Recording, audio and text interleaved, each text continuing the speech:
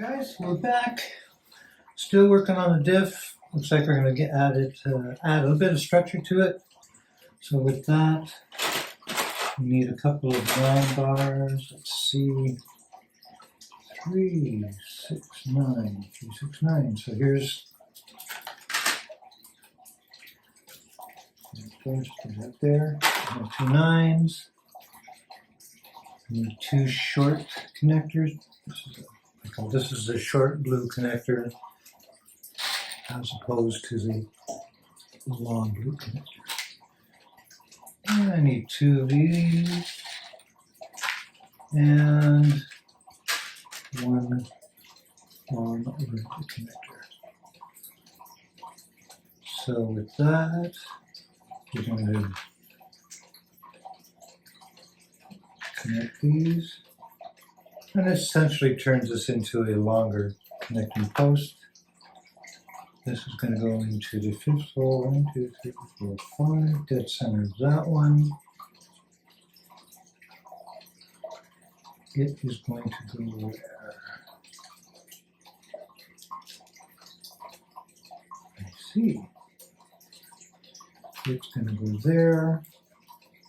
This bad boy's going to go here. We're going to now connect this, and this is where we have the opportunity to balance out these shafts. We should always, it looks like they want to be 1 unit out, and this is how I measure. Very close. This one is just a smidgen out, and now it's exactly oriented the way it should be. You know, I just like to make sure, as when you're working with a sub-assembly, because it's all pictograms, you really want to make sure that when you put it on your workspace, that you have it oriented the way the book says. Otherwise, it's build it backwards. And I'd be the first to admit I have built pieces backwards before, and it tends to be annoying. So at this point, they've asked us to flip it upside down. Again, we want to make sure we are oriented correctly, and as we flip it, we notice that it wants us to orient in this direction. And again, it is kind of critical that you observe these subtle changes in the diagram. Otherwise you just end up essentially lost. And now we need 2 black posts, a short blue connector, 11 gray, 3, 6, 9, 10, 11. 11 gray. Another one of my favorite connectors, I don't know why I like this piece so much, but it connects in 2 different axes. Usually we'll use this to have a shaft go through and freewheel.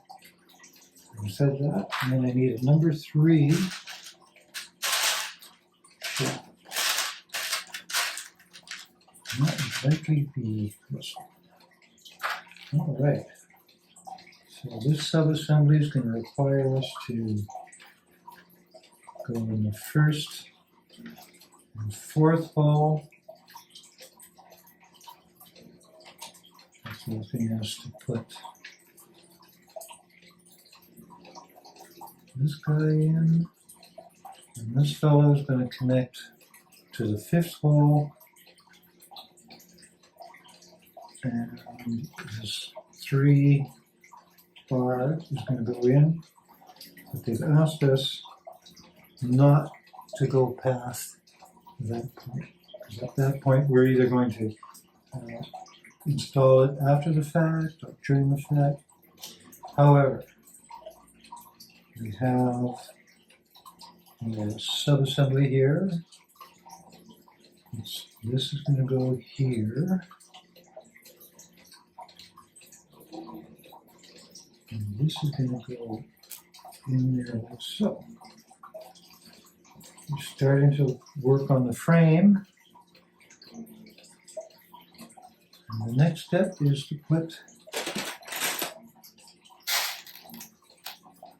another frame piece on the other side.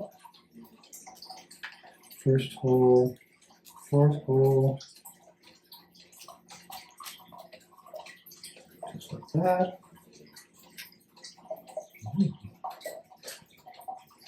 Now we want, I call these red knobs for the obvious reason that they are red and they are knobs. And typically these will connect to a piece like so, and that will affect some steering. However, it's going to have, we'll know down the road once it's finished, because at this point I can't quite remember where they go, but that's why we have instructions. And again, we'll do the same on this side, on this side. Now we're starting to get a fair amount of structure. You still want to make sure, as we add parts, that everything moves freely. And again, as we put the unit down on our workspace, again, always double check the orientation to make sure you haven't somehow inadvertently turned it upside down, which is what I typically do. All right, now, as I said seconds ago, those guys usually connect to these fellows, and it looks like our next step is in fact to connect these four red balls to this shaft. Alrighty, and now we want a couple more posts, and those are going to be in hole number 3, hole number 3. Starting to look like a squash spider. However, let's keep on going up to step 17. We need to gather a few more parts here. So that'll be 4 right angle connectors in black gray.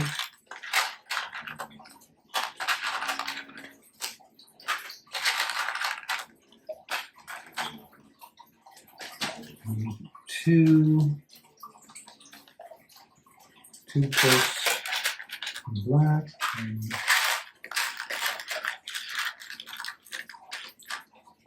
2 black.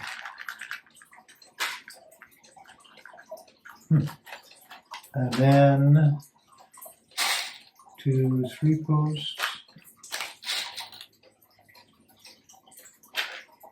2 number 5s.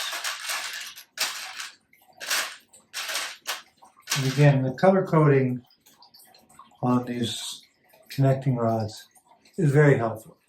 And after a while, you kind of be able to recognize a 5 and a 6 and 7. They will all sort of become clear. I need a number 9 black, 3, 6, 9. And then we can begin building this subassembly. So we start with our 9 post. We're going to go into the second hole, going to attach corner connector. I'm going to connect a double black X to circle connector. I'm going to put another one of these right angle connectors. And we're going to do the same thing with number 8. And again, it's the same orientation, so that's going to go into there. This will face outwards. This will face inwards.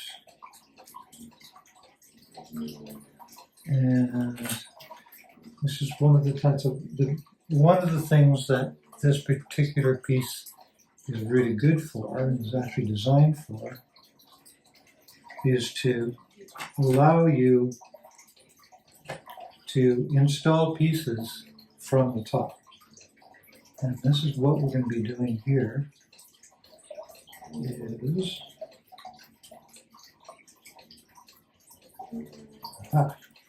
this one's already spun on me.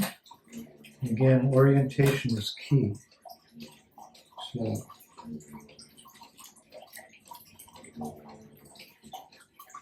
let me see. So what we've done is we've connected to the two existing black posts, and now we're going to drive these guys down into